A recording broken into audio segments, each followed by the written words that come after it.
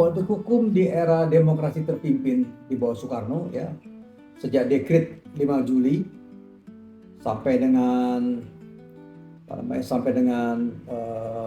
naiknya Orde Baru, itu banyak dinilai sebagai ya katakanlah karena rejimnya adalah rejim otoriter, maka produk hukumnya itu tidak demokratis misalnya. Ya, misalnya adanya undang-undang subversif yang sangat terbuka sekali mengatur tentang kemungkinan orang ditangkap saat tanpa satu proses terlebih dahulu yang bisa dipertanggungjawabkan. Ya, misalnya tidak ada peradilan, bahkan di era itu ya, banyak lawan politik Soekarno yang dipenjara. Ya, misalnya terutama ya termasuk mantan Perdana Menteri Sahir, ya, kawan dekatnya Soekarno, dan juga tokoh politik yang dituduh terlibat dengan PRRI, afiliasinya adalah Marsudi. Ini yang menjadi sorotan ya, bahwa di era Soekarno ini ya, produk undang-undang dikatakan sebagai tidak demokratis karena sistem politiknya anti demokrasi. Jadi setelah Dekret 5 Juli itu Soekarno menjalankan pemerintahan dengan tafsir konstitusi sendiri, termasuk membubarkan DPR, melakukan MPR, bahkan membatalkan hasil pemilu. Jadi salah satu indikatornya itu tadi ya, adanya undang-undang subversif.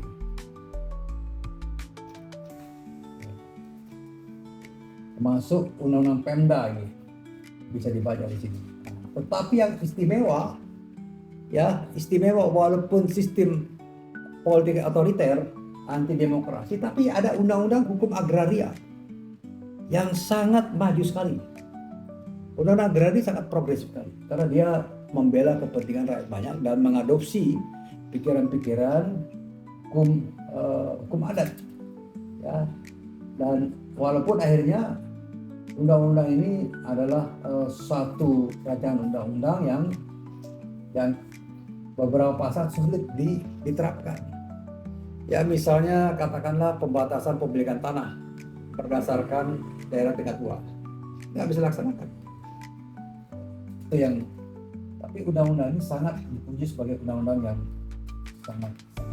sangat demokratis dan menyatukan semua peraturan-peraturan tentang tanah di era kolonial.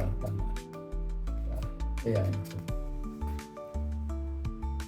Dan satu yang paling penting adalah prinsip fungsi sosial diletakkan pada hak tanah. Ini sangat demokratis sekali. Ya, pasal 6 Undang-Undang PA mengatakan semua hak atas tanah mempunyai fungsi sosial. Nah, fungsi sosial dapat diartikan sebagai penyangkalan terhadap hak subjektif dan sepenuhnya, seperti yang disampaikan oleh Landekrit. Menurut Landekrit tidak ada hak subjektif yang ada hanya fungsi sosial.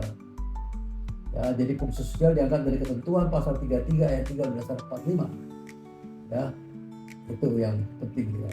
Yang undang agraria. Ya. Dan kemudian juga yang terpenting yang menjadi catatan dari undang pokok agraria adalah hak baru dan komprehensif hak lama. Jadi segala hak pertanahan yang diatur di era kolonial Hindia Belanda bisa diadopsi menjadi hak yang diakui dalam negara. Yang penting dia melakukan registrasi secara administratif. Ya ini. Dan adanya pengakuan hak privat bahwa hak milik adalah hak turun-temurun terkuat dan terpenuhi dan dapat dipunyai orang atas tanah dengan menurut ketentuan pasal 6. Itu penting. Ada pengakuan sebagai hak turun-temurun. Jadi kalau saya punya tanah ya saya bisa turunkan ke anak saya. Kemudian juga unsur yang pengaturan cukup maju adalah hak berusaha adalah hak untuk mengusahakan dikuasai langsung negara dalam jangka tertentu di perusahaan pertanian pertanian. Jadi walaupun itu tanah negara bisa diberikan HGB, HGU. Dan ada juga hak guna bangunan. Ya. HGB ini berlaku 30 tahun di atas tanah bukan dini. Hak pakai ini dimasukkan dalam aturan-aturannya Pagu ya. Jadi hak pakai adalah hak untuk menggunakan atau membuat hasil dari tanah yang dikuasai langsung negara atau tanah milik orang lain yang memberikan wewenang dan kewajiban dari ditentukan dalam keputusan pemberian dan oleh pejabat berwenang atau dalam perjanjian dengan pemilik tanah yang bukan perjanjian sewa, menyewa atau perjanjian pengelolaan lahan segala satu asal tidak bertentangan dengan ketentuan jiwa undang-undang ini. Pasal 41 ayat 1 dalam pokok aturan. Ada lagi hak sewa, ini suatu yang baru ya juga. Hak sewa adalah hak yang dimiliki seorang kembali hukum untuk menggunakan tanah milik orang lain untuk keperluan bangunan dengan membayar kepada pemiliknya sejumlah uang. Aturan yang lain adalah hak membuka tanah dan hak menguasai hutan, hak dalam adat yang pertama. Saya baca. Kemudian hak guna air. Jadi termasuk pemeliharaan penangkapan ikan adalah hak yang tidak berada di atas tanah sendiri. Ya, misalnya tanah sungai atau waduk. Ya. Kira-kira itu dulu ya. Ya, saya selesaikan di sini ya.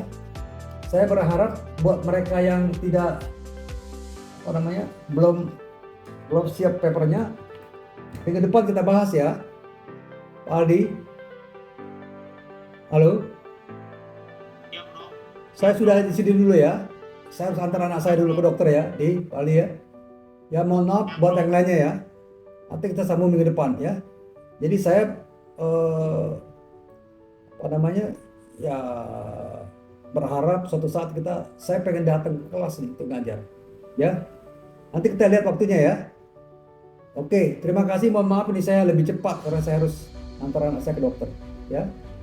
Oke, makasih ya. Kalau Aldi mau teruskan penjelasan, mau diskusi dengan mahasiswa silakan aja nih. Atau Aldi ada kuliah lain ya? Ada kuliah lain? Enggak ada, bro. Oke, lanjutkan aja nih diskusi dengan mahasiswa dengan bahan yang ada ya. Oke dia. Ya, makasih Di.